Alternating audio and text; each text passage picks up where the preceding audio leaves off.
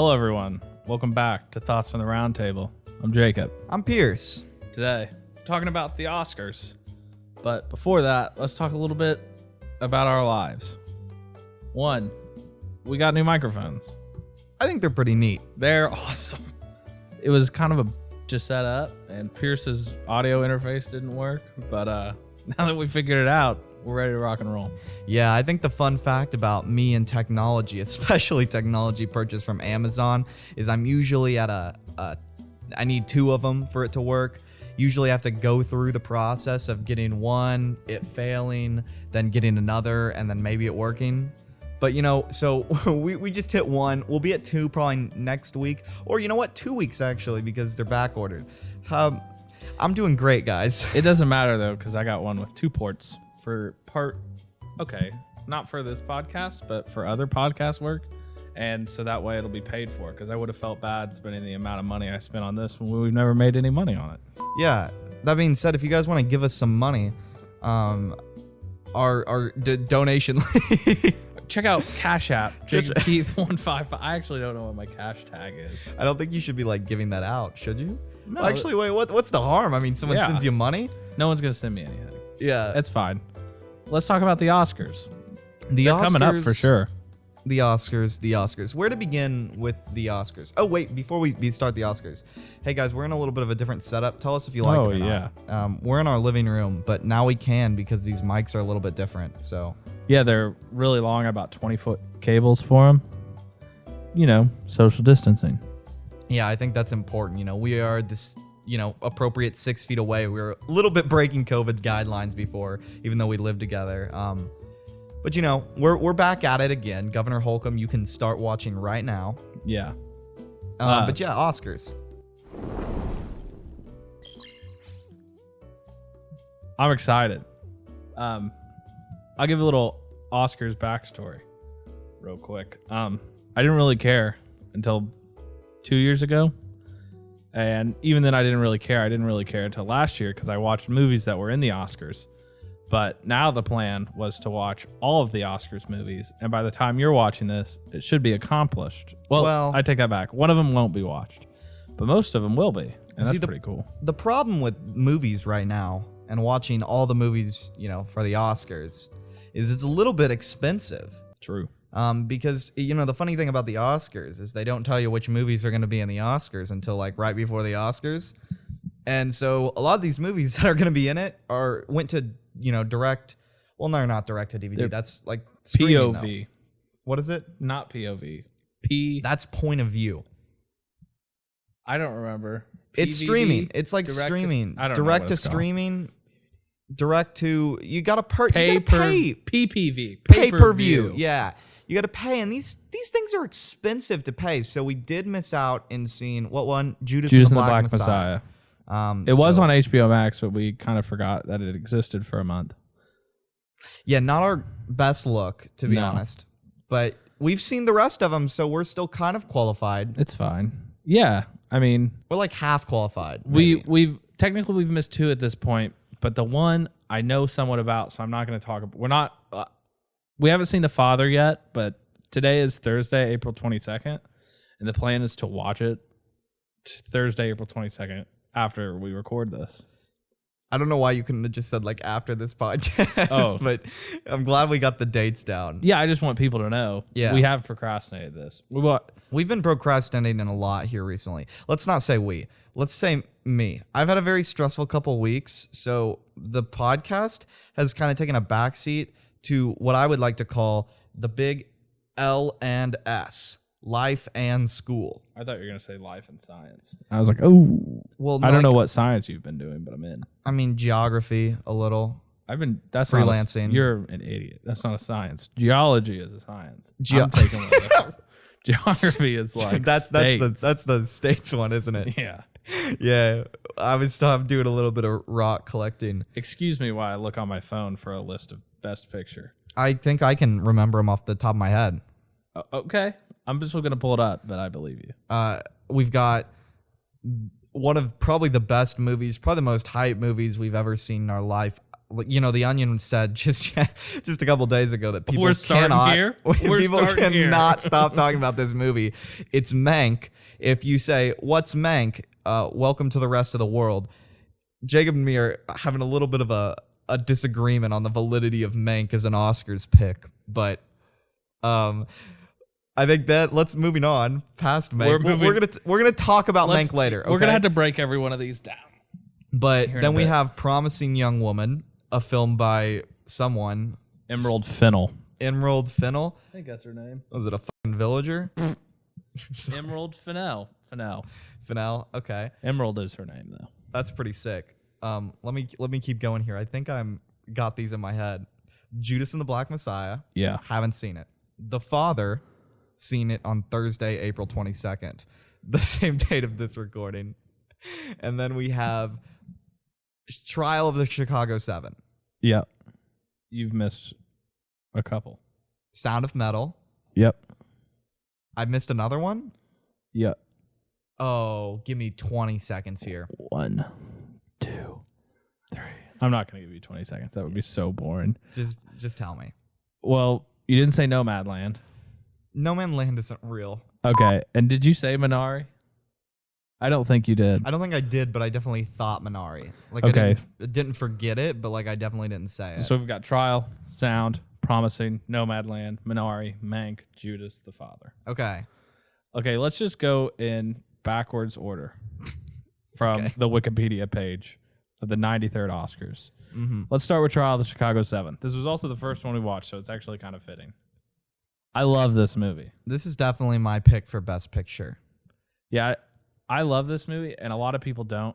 And I think that part of the reason I love it so much is because it appeals to a non-snob moviegoer, and that's why I like it. I'm even a snob moviegoer. As we're getting ready to see with a certain movie, I am. But this movie, you still think, but you don't have to think like you're reading Charles Dickens.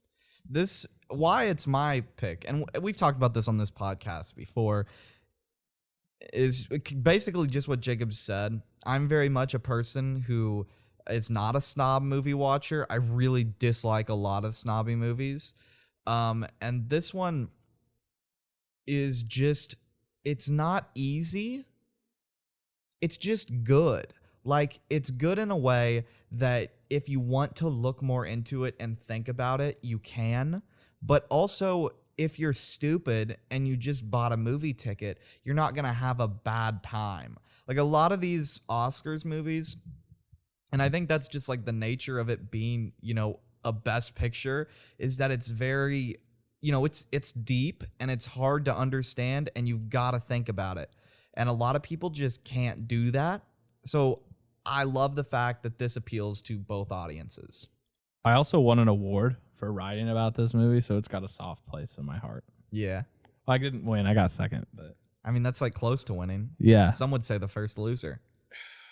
It was out of the entire state, though. I'm a pro. People call me young Roger Ebert. I don't think anyone's ever said that before. I wish they did. I love that man. Anyway, let's go to our next movie, unless you have anything more to say. I don't have anything to say. No, this movie's not going to win. People don't like Aaron Sorkin. People don't like this movie. Yeah, I like this movie. It's definitely not going to win. No. Sound of Metal. Now, this one, I think, has a shot.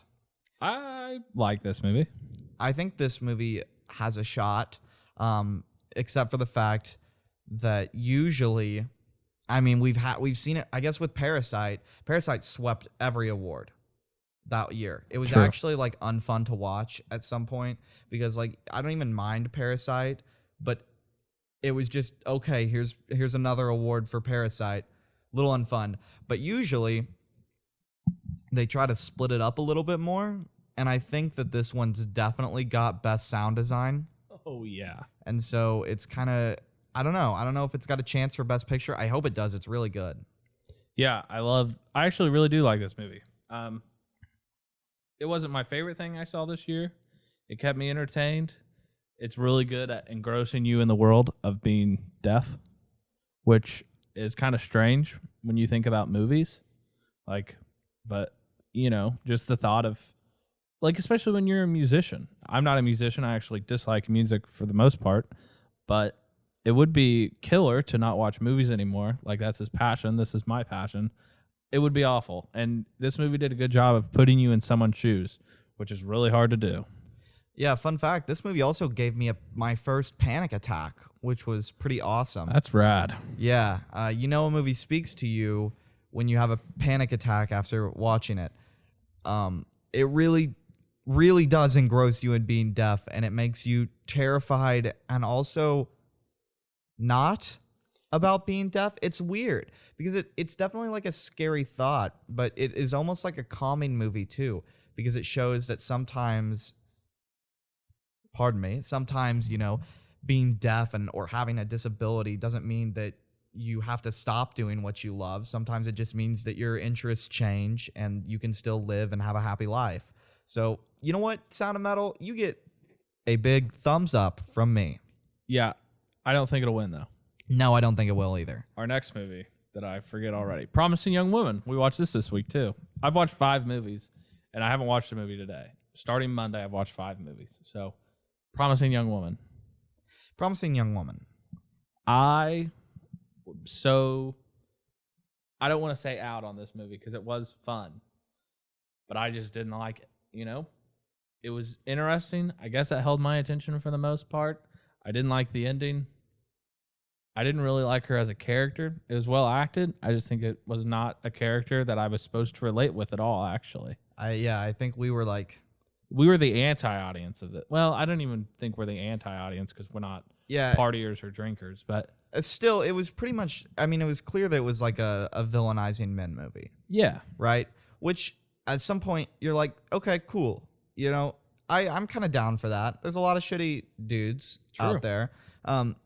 It went too far in a couple areas, I think. But that's to be expected.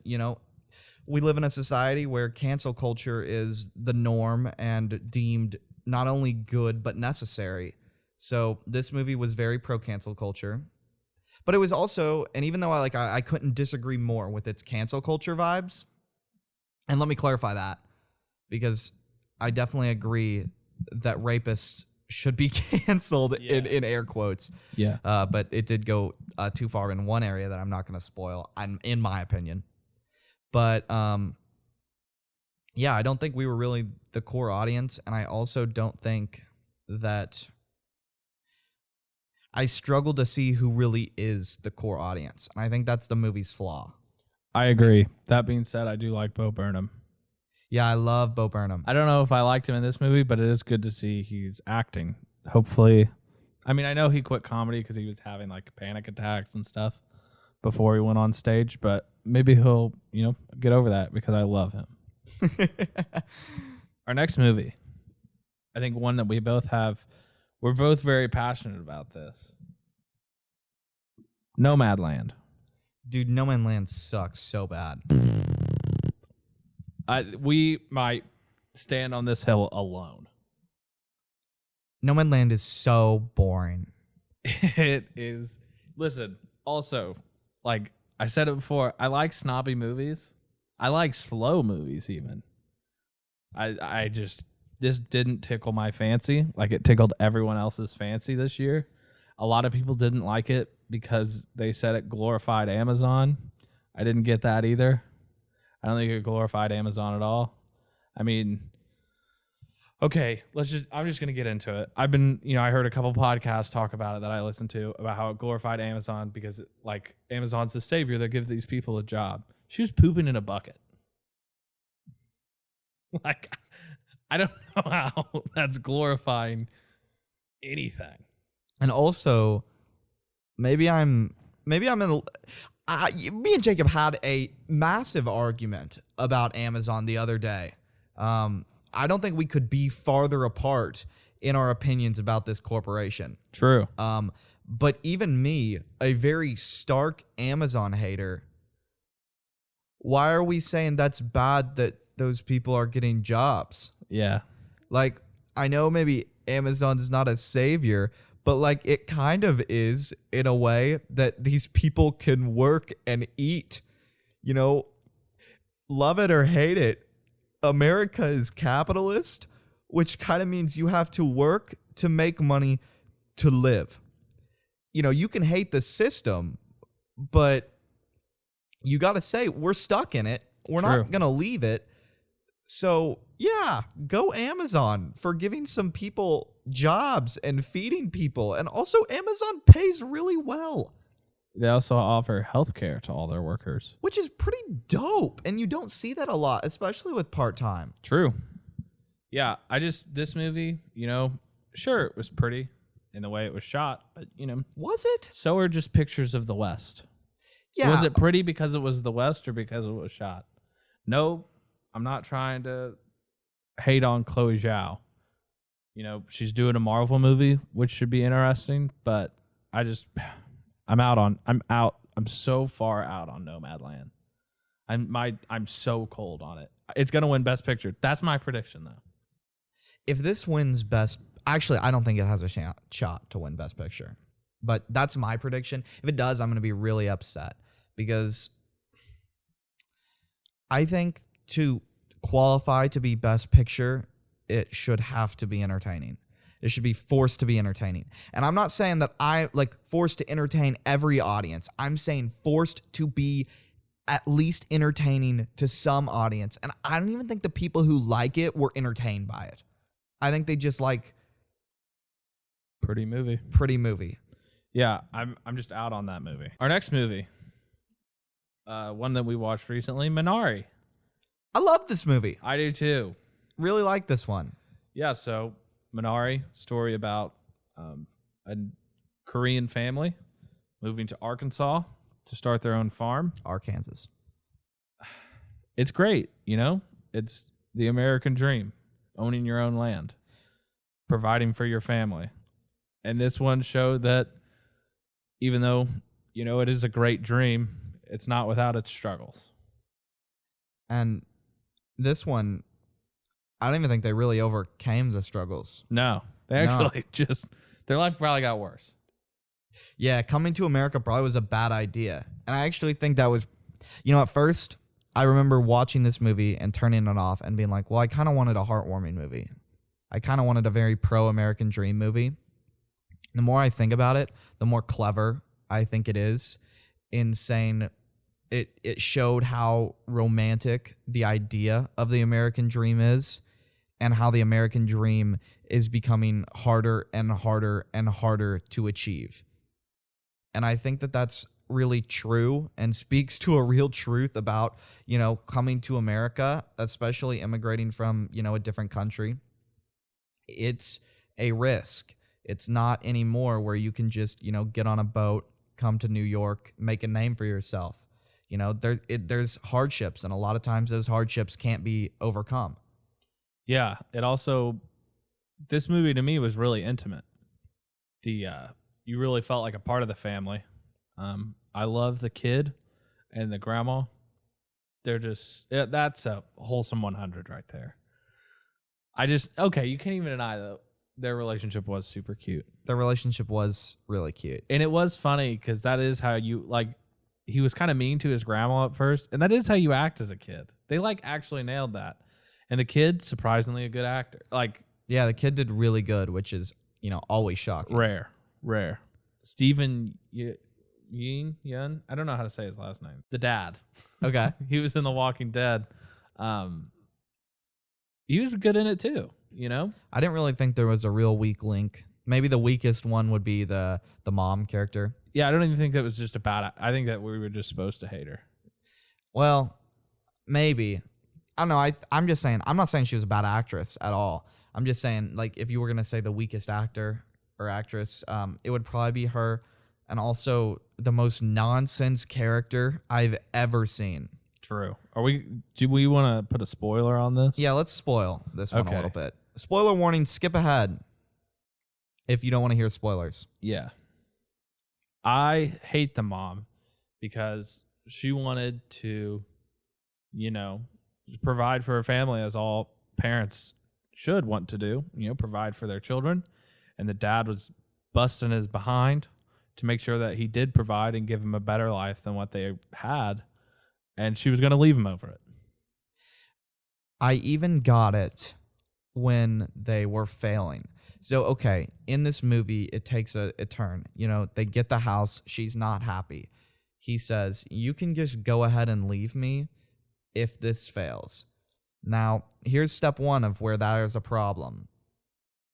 You know, I think she even said it in the movie. I think marriage should be a little bit more than just, all right, if you start failing, I guess I'm just out and finding a better husband. Didn't really like that theme. But, you know, let's just say that that's fine for a minute.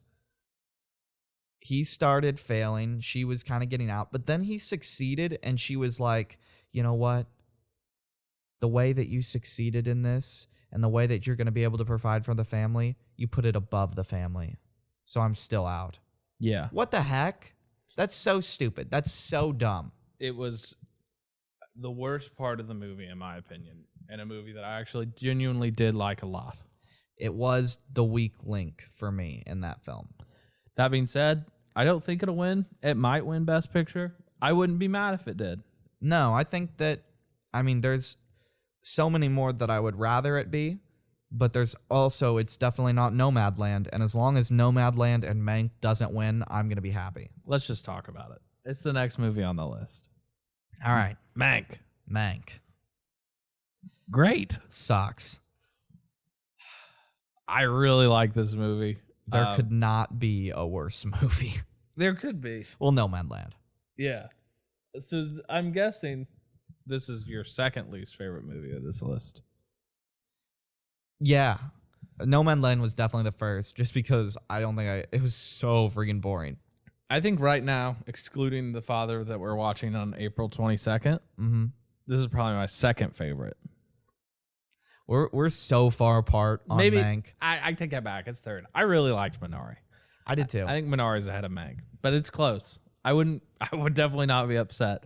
You've just dug me into this corner where now I have to like it. Even if there's like, if I watch it again, I probably wouldn't like, I genuinely think I would like it less. But I can't admit that. I have been stuck in this corner now. He's been vehemently defending Mank for this past couple weeks, which, like, if we even rewatched the Mank podcast when that we did, when you were trashing Mank, It's not a perfect movie. That's a great point. It doesn't mean it's not good. I just hate Beatty movies. I hate Beatty movies. If a movie is deep because it is deep, I have no problems with it. If a movie is deep because they want to win awards, I start to just feel so disingenuous. And you know this was Oscars bait. I don't even know how deep this movie is. It wasn't.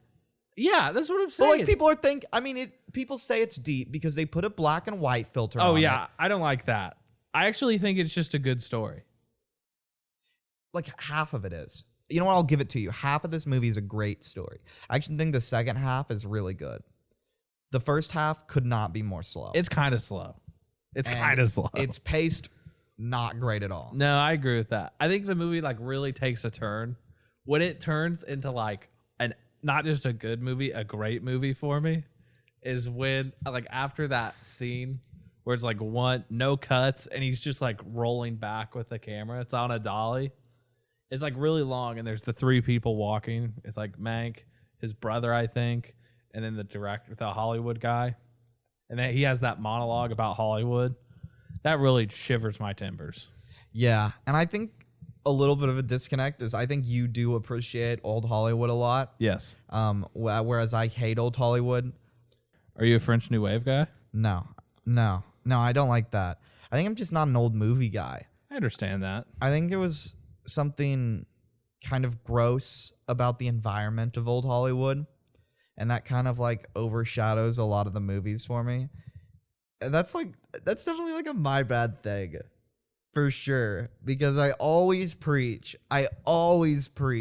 look at the art form, not who made the art form. Yeah. And I agree with that. And so that's why I can say, like certain movies I do like, but I felt like this was kind of glorifying old Hollywood. It 100% was. And I hate that. Yeah, I like this movie. Again, I think it is the movie snob in me though, right? I liked. This is another one that we've had some real scary movie arguments here lately. Breathless. Dude, Breathless sucks It's so pretty good. bad. Breathless sucks so bad. You want to know why Breathless sucks as a movie? Because it's like Mank. No, it's not like Mank. It actually isn't anything like It's Mank. so far from Mank, Yeah. actually, because Mank is glorifying Hollywood. It's glorifying conventional filmmaking. The one good thing that came out of old Hollywood was conventional filmmaking. Breathless said, and I quote, "You see what we got here with this conventional filmmaking? What if we just broke all the rules and called it art?" Works for me. It is the equivalent of, I think, modern art in the sense where it's like, well, what if I just empty a bucket of paint on a canvas and then say, well, it's just, it's abstract. Yeah. There's certain abstract arts, I think like Picasso or whatever. Breathless is good though. How? Name one good thing about Breathless. I like the story. Okay. So here's what I'm going to say. Again, this is the same thing with Meg. It's not a perfect movie. No. I don't want to hear about the story, okay? Okay. Because I want to see your opinions on French New Wave, though. Because, like, I guess my problem was not that the story was necessarily bad in Breathless. It's just kind of what Breathless represented to filmmaking, which is what kills me. Yeah, I mean, I'm not a huge fan of the jump cuts, but there's some stuff that French New Wave brought, like the scene in the bedroom before they breed. Really good. I think it breaks the 180-degree rule a couple times. And I liked it. Yeah, so I think that definitely there are some redeeming aspects of French New Wave. Like the humor. Well, sure. I laughed out loud a couple times. Maybe I'm just... And Breathless. There's some funny parts. Oh, you know what? I'm also not a huge comedy guy, I guess, but I don't know, man. I think some things about conventional filmmaking, it was way too rigid before the French New Wave. And the French New Wave did inspire us to start breaking rules sometimes. Mm-hmm. Because sometimes, you break a rule for a purpose, and to call something out, and it does make a scene better. Even like breaking the 180-degree rule can make you uncomfortable. It can make you like subconsciously think something's wrong. Shout out Shara Schick. Get Out does this. Yeah. She talked about that. Yeah, that was pretty cool. Like that, I think it worked. Yeah, I do too. And there are parts of Breathless that really work for me. The main negative is I think I got lung cancer from how many cigarettes were smoked. Good Lord, what was it about old Hollywood and smoking? I don't know, but after that, I was like, maybe I should start smoking cigarettes. Whoever's, like those old ads that were like, smoking cigarettes isn't cool. They're liars. See, like, no. Okay, maybe not cigarettes. Smoking cigars. I've never wanted to smoke cigars more, like when I got done watching The Sopranos. Let's make sure we clarify this. You're not, well, maybe you are. We're not telling you to smoke. Oh, no, don't smoke. It's Smoking's a bad idea. bad. It's awful for your health, and it's not cool for your lifespan. It is artsy, and it does make pretty looking clouds. And cigars taste good. Yeah. Cigarettes, I feel like, taste like... I've never had a cigarette. Have you had a cigarette before? No. Cigarettes just are gross to me. Pastor Keller, my pastor, told me that he tried one when he was like 13. Mm-hmm. And he said it's like licking the bottom of an ashtray. And I was like, that sounds like garbage. Yeah. Why would I do that? But cigars? I guess that was the thing with the vaping too. Oh, yeah. It was like, it's like kind of artsy like smoking, but it tastes good. And like, I see how that's appealing. I definitely see how that's appealing.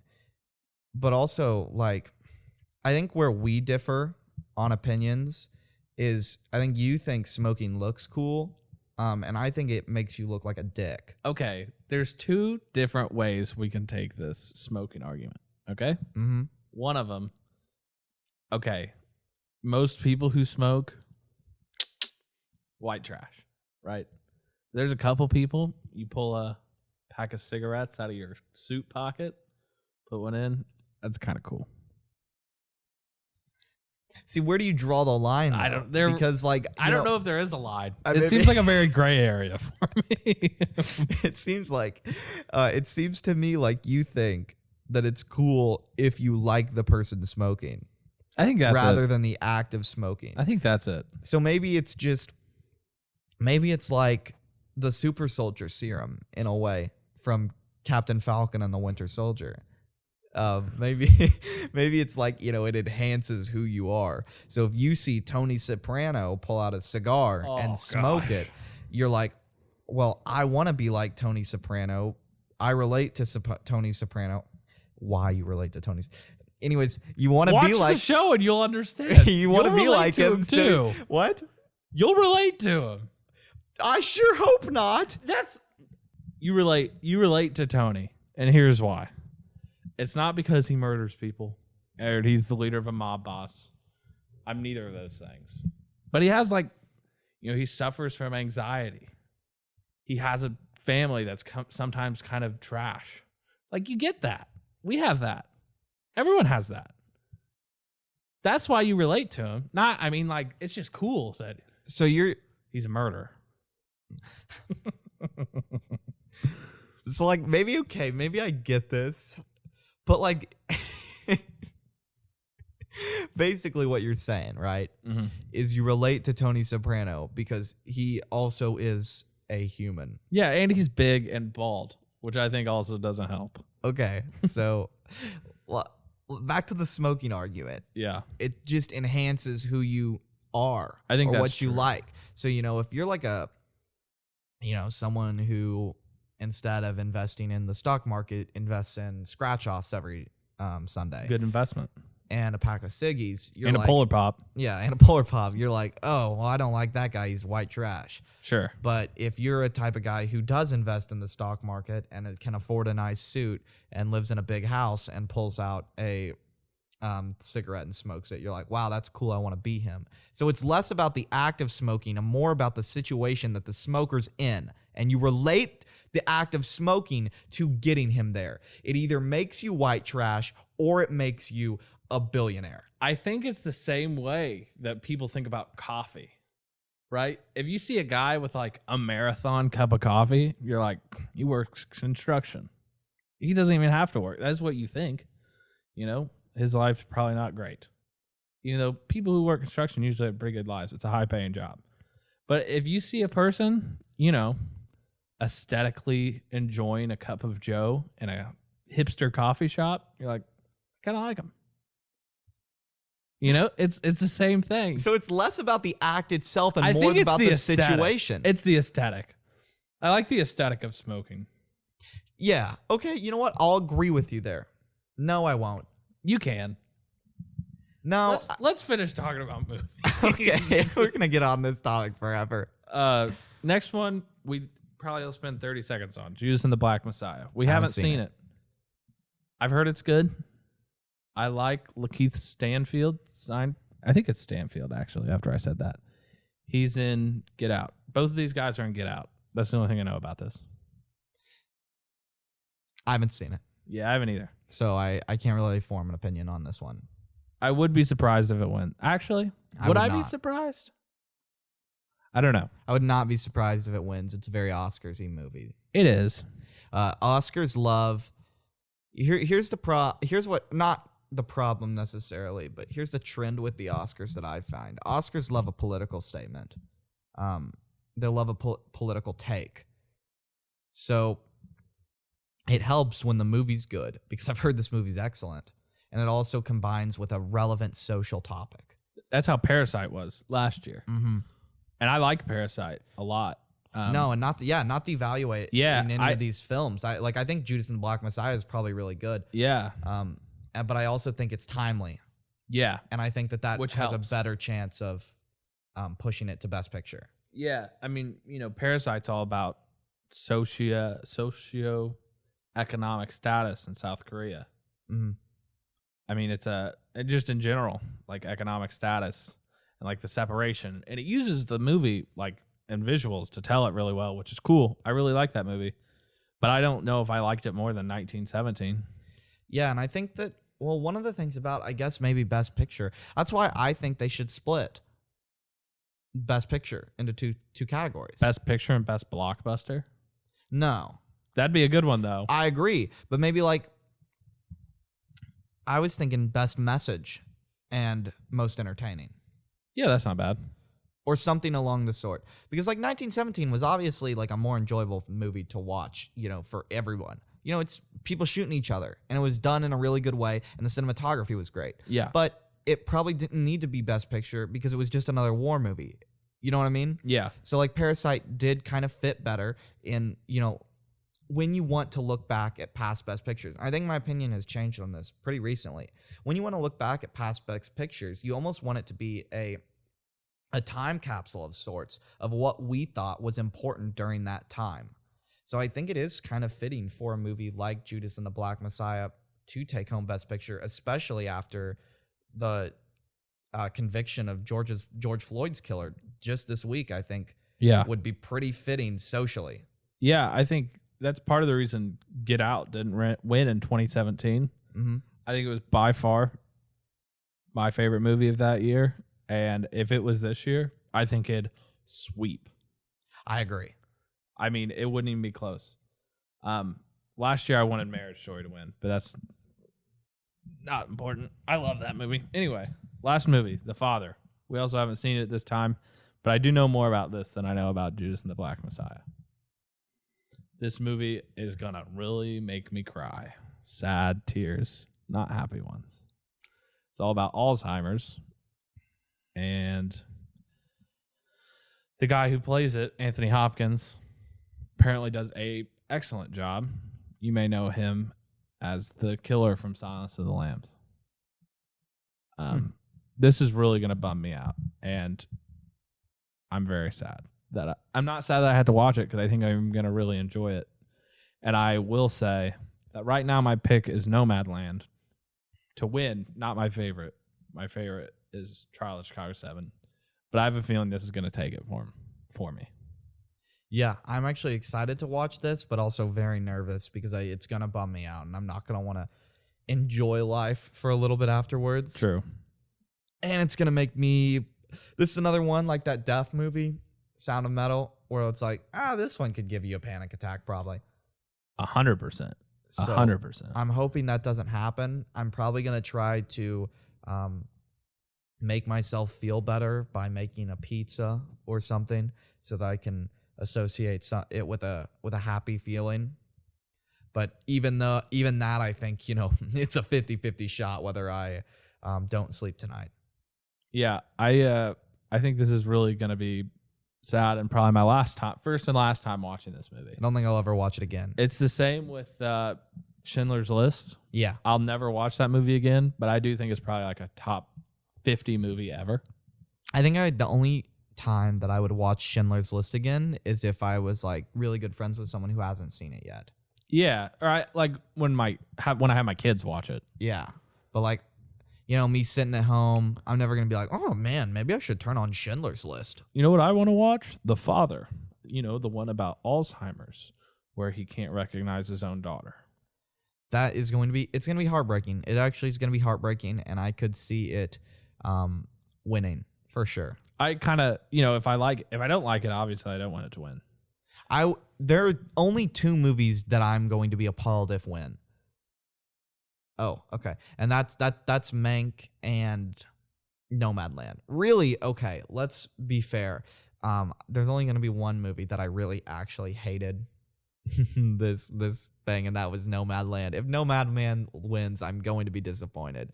You know how Jacob has dug himself into a hole defending Mank? I have dug myself into a hole hating it. Yeah. I think both of our opinions on Mank probably, honestly, in our hearts, lie closer to the middle, but I can't admit that now. Yeah, no, it's too late. Too far down. We can't go any farther. All right, I'm just going to do like a little lightning round, and we're going to go through who you think's going to win Best Actor, Best Actress, and Best Director. Okay. Best Actor, Anthony Hopkins, the father, Riz Ahmed, Sound of Metal, Stephen Yeun, Minari, Chadwick Boseman, Ma Rainey's Black Bottom, Gary Oldman, Mank. Sound of Metal guy. Yeah, I think that's number 2 for me. I think the Anthony Hopkins is going to win it, though. They might give it to Riz Ahmed, though, because Anthony Hopkins already has a Best Actor. Yeah. Best Actress, we have Entrée, The United States vs. Billie Holiday. We haven't seen it. Vanessa Kirby, Pieces of a Woman. Haven't seen it. Carey Mulligan, Promising Young Woman. We saw that. Viola Davis, Ma Rainey's Black Bottom. Frances McDormand, Nomadland. I got the girl from Nomadland. I think that she will win. I hope she doesn't.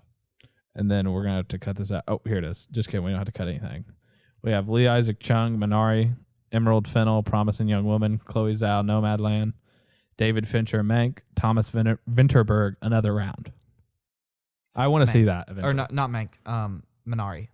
I agree. I think that this will be the one he wins. And here's why. Real quick. I said this was going to be a lightning round, but I lied. I think it's going to win only because they're going to give Nomadland Best Picture and him Best Director to show you were really close. I think that that's actually true. Only I do think it will be Judas and the Black Messiah. I guess we'll find out Sunday. Well, or it could be The Father. Or it could be a lot of things. Actually, I don't really have a very confident pick. Yeah, I don't have a very confident picks this year. I don't think it's going to be No Man's Land. I really don't think it will be. That being said, I'm filling out a bracket for my film class, and I might need some help. I'm going to fill it out after The Father, so then I can get the closest. Mm-hmm. But I don't know. I feel so much less confident. Now, here's how weird this is. I did not watch all the movies. I still don't think I've seen all the Best Picture nominees from last year. I don't think I have either. And I feel more confident. I felt more confident about what I thought was going to win. I was wrong. What do you think was going to win? I thought Once Upon a Time in Hollywood was going to win. Oh, yeah. I wanted 1917 to win. I really thought it would be funny if Joker won. Yeah, it wasn't going to. I knew Joker wasn't going to win, but how funny would that be? I was between, I either wanted 1917 or Marriage Story to win. I really liked Marriage Story. There was a lot of good movies. You know what? There's been a lot of good movies these past 2 years. I don't care what people say. 2021 is going to be a hard year for the Oscars. Yeah. Because there's so much coming out. Yeah. So much coming out. There is I think Martin Scorsese, maybe it's 2022, Martin Scorsese has a movie. But obviously. I don't really like Martin Scorsese films. We're going to have another Mank argument here. I do. I hate his take on superhero movies, too. If you listen to the interview, you won't hate it. Okay, explain. It's kind of taken out of context. And the fact that, he's not even trying to mean it in, a mean way. He's just they don't have the same, level of seriousness that others' movies do. Why? Because even though they are hero stories, right, they don't tackle the same issues as The Father. So I guess my problem with his take on that is saying that some issues are more worth tackling than others. Yeah, I don't even think, there is a level of seriousness in superhero movies that you can't have. I actually disagree with that too. I don't. That's the thing I agree with him on. I think that superhero movies are a very hated genre. True. I agree with that. By film critics, and I don't think it's a really just hatred. I think they hate it because it's different and because it's popular and because it's a cash grab. I agree with that. And I don't think that it needs to be. I don't think that the genre states that they can't tackle tough topics. And I don't think the genre means that it will, if there is someone with superpowers, that inherently means the movie will be of lesser substance and of lesser value than if someone didn't have superpowers. And when we see, right now, they'll figure out a way which is good, I think, for movies as a whole. There's two things about this that really, it's funny because when you look at movies, you're supposed to look at story first and then genre. It shouldn't actually, Exactly. That's what I'm trying to say. That's what you're supposed to do. And people forget that that's a thing. Mm-hmm. Right? It's the same way people have trashed horror movies since they started. Yeah, which And I also disagree with. people just now are starting to realize it can be used as a medium to get a good story. Like, we just watched The Babadook in my film class, Yeah. and it's all about single motherhood. And it's really good. Like, that's a pretty heavy issue to tackle. And I think they will. And that's why, like, I don't agree with his statements fully. But, like, I don't know. I do think, regardless of whether you think that they can tackle heavy issues or not, to say that they're not good for movies is stupid. And that's coming from someone, like, again, pretty snobby when it comes to movies. The more money, if these movies bring in lots of money, you realize that just gives directors, studios more cash to throw at strange things, which is the movies you like. Like, some people on Twitter were saying that they don't make movies like Good Will Hunting the other day. And that is just so far from the truth. Just because you don't watch movies like Good Will Hunting anymore doesn't mean they're not made. Columbus, the movie that might be honestly, if I'm not looking at this from an objective lens, might be one of my favorite movies ever. One, it's about Indiana, so I love it immediately. But it's such a heartwarming story. If you don't think it's good, like, that movie's just as good as Good Will Hunting. To me, like, they're still making good movies with heart. Just because you're not watching them is unimportant to the argument. Creativity hasn't died, and True. it never will die. There will never be a time until mankind inevitably goes extinct, probably by some sort of nuclear war. There will never be a time that creativity dies. It's like the most inherently human thing we have. And I think that's why I have such a big problem. Because I do have this kind of very romantic notion about art in general. Because some people say, like, you know, some people say movies don't count as art. Those people are really stupid. They're talk. Some people say that certain genres, like superhero movies, aren't art, which is also stupid. I think it all comes down to what you enjoy. And obviously, what you enjoy, you consider better than things you don't. Everybody, thanks for joining us on this Oscars-themed this Oscars-themed mashup of ideas. It's like the movie MASH. Isn't that a TV show too? I don't know.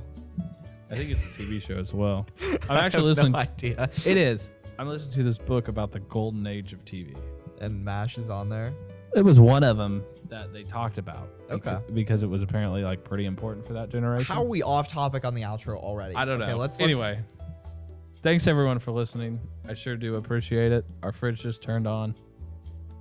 You guys, if you hear the fridge, say hi to the fridge. Hi, fridge. Why would I put my mic toward Hey, like they were Fridge. gonna talk about it. Fridge, do you want to make a comment? Fridge, you want to take a... Gosh, I am talked.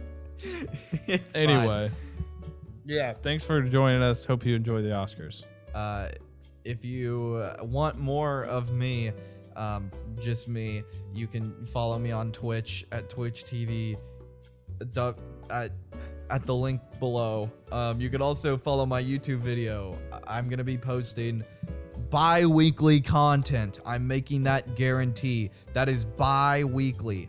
If you want to check out what I do, you can find it. I don't really do that much other than this and work. So Follow Jacob's Twitter. yeah, It's a good Twitter follow. I just retweet a bunch of Sopranos stuff. Yeah, it's actually not that great. I had a really funny tweet the other day, though. You can't even deny that was It was funny. pretty funny. It was. And when I pretty get my funny. second shot of the vaccine, I got a really good one coming up again. Yeah, he's told me about it. He's you're got it gonna lined want up. to. You're gonna want to keep tuned in. Turn on post notifications. You know what, maybe 55. I think I need to reinstate this. It is a good Twitter. You guys might want to get in on this. Yeah, just so you know, I'm the next Caucasian James. Okay. I just have to think a lot about the tweets before I think they're funny. So It just takes a minute. we're off topic again. Thanks for listening. Goodbye.